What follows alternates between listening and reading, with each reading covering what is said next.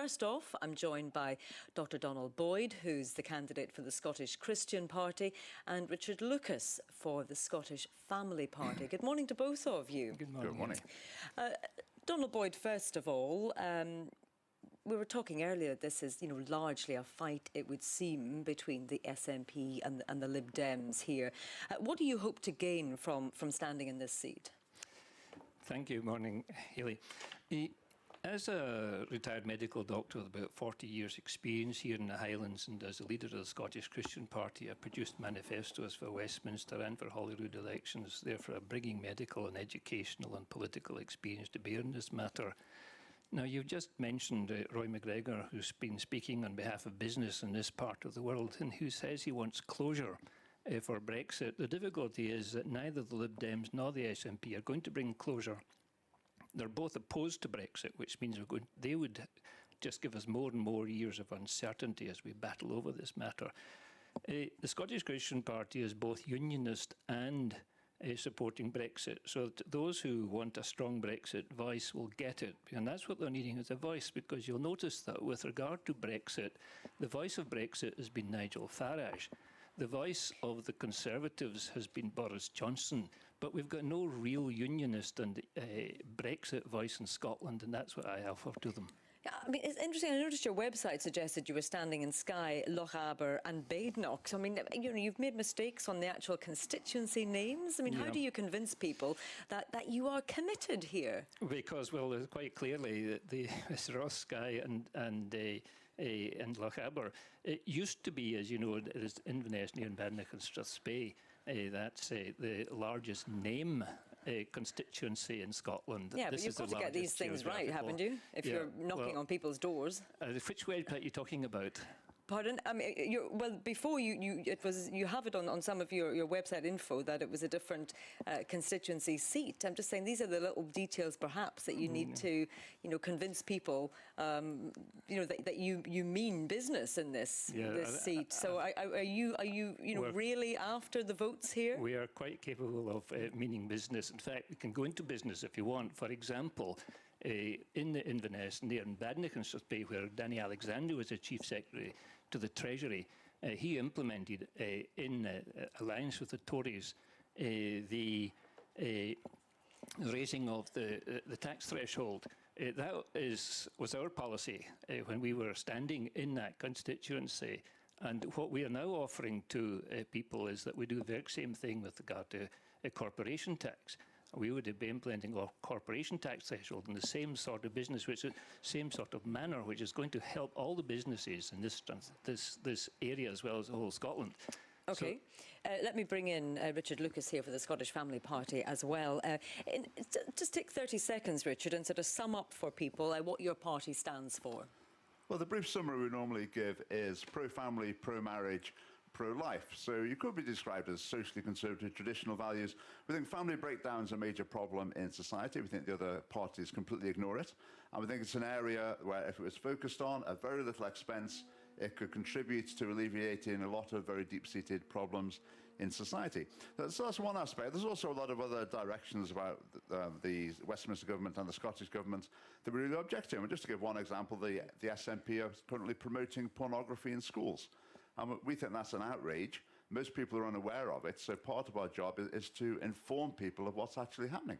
You're looking very sceptical. Well, yes, I mean, that sounds like a very blunt way of putting something. What are you referring to? Sort of sex education or something? Yes, sex education. I was absolutely expecting you to be sceptical about it, which is quite understandable, because it does sound ridiculous, doesn't it, that the government would produce a curriculum to promote pornography.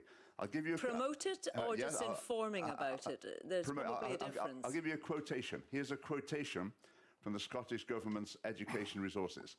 The whole purpose of pornography is to arouse us, to get us sexually excited, and that's great. That's an explanation of it, is it?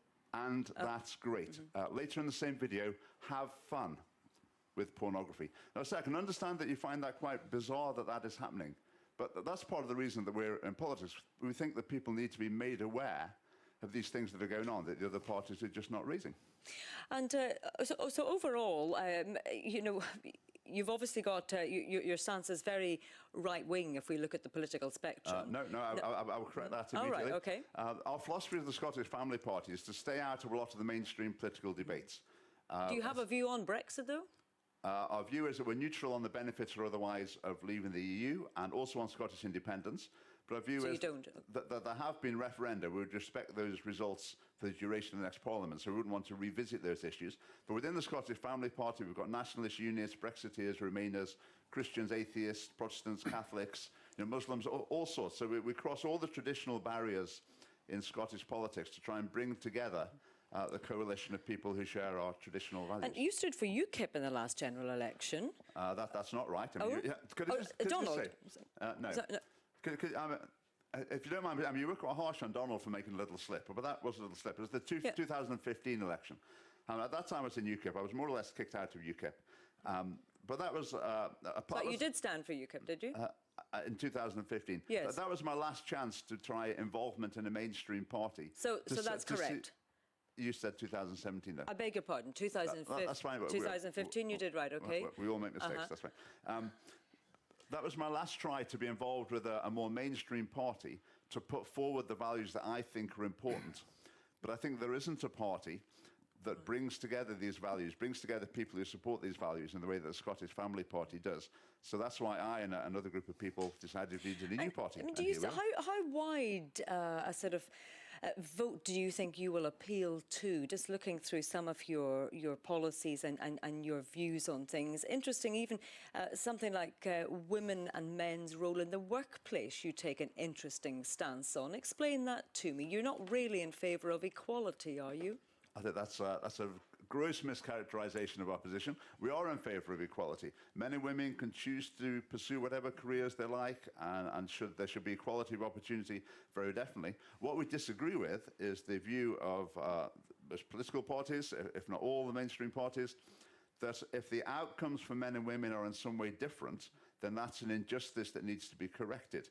So, for example, if more men than women choose to go into a certain career or choose to study a certain subject, we don't see that as a problem, whereas the Scottish government, the UK government, do see it as a problem, and they want to social engineer the situation where men and women may have identical priorities, interests, in terms of their career and studies. Okay. We just think men and women are different. That's fine. Right. And Donald Boyd, let me just come back to you very briefly. I mean, if there was one issue or one, I suppose, vision that you have for your party to voters, what would that be in this election? Well, can I just correct you on what you said about, because I am attention to detail as I've gone on the website. I'm afraid it's quite correct was on the website. The website had been misquoted, sorry to say. That's coming back to what you're saying. What we're standing for ultimately is to bring, if you're speaking about Brexit, we're going to bring a Brexit voice, because there's not been this voice in Scotland. In spite of Brexit being here, in spite of UKIP being here, we haven't had this voice in Scotland. But we have had that voice consistently for a long time. So what we're doing is that's at that level, but at the local constituency level, there's transport and internet and business and the fishing and all these things we could speak about, and people can go on to Donald Boyd. Yeah, well, they can both look up your election manifestos as well. So thank you both very much for joining us this morning. We'll have to leave it there for the time being. Dr. Donald Boyd, who's candidate for the Scottish Christian Party, and Richard Lucas, who's for the Scottish Family Party. And we also had hoped to speak to the Brexit candidate in the programme this morning, but she wasn't able to join us. A few people have said it's a shame that the Scottish Family Party and the Scottish Christian Party are standing in the same constituency. Are you not quite similar? Well, actually, we're quite different. And that's been brought home to me in the last couple of days. I've come across the Scottish Christian Party in two contexts, and each of them illustrate very clearly how the Scottish Family Party is very different. First of all, you heard that interview. What did Donald Boyd focus on? Brexit, the economy, tax rates. Are they really specifically Christian points of view he's putting forward? In what sense is that a Christian point of view, a Christian Party official line? To my mind, that doesn't really make sense. But then on the other hand, yesterday I was in Dingwall, and there was a couple of signs up for the Scottish Christian Party. Here's one of them.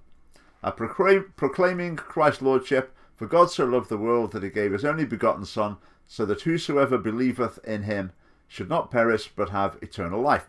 Now, a lot of Christians would say they're very important and meaningful words to them, but what relevance do they have to politics? In what sense can you vote for that? That doesn't make sense to me. So on the one hand, we've got the Scottish Christian Party leader talking about Brexit, which I think is really not a Christian issue. Then on the other hand, the posters are talking about an aspect of Christian faith that isn't actually relevant to politics. I think in between those two, there is a large body of wisdom, moral teaching within the Christian faith that is relevant to politics. But if you decide to stick to those areas, you find yourself with a body of policy there's not just Christians that agree with. Lots of other people, people of other faiths, people of no faith, absolutely agree with as well. So if you're putting forward that policy platform, why bother putting the label Christian on it when it actually appeals much more broadly? And if you go down that path, you end up with something maybe not too dissimilar from the Scottish Family Party.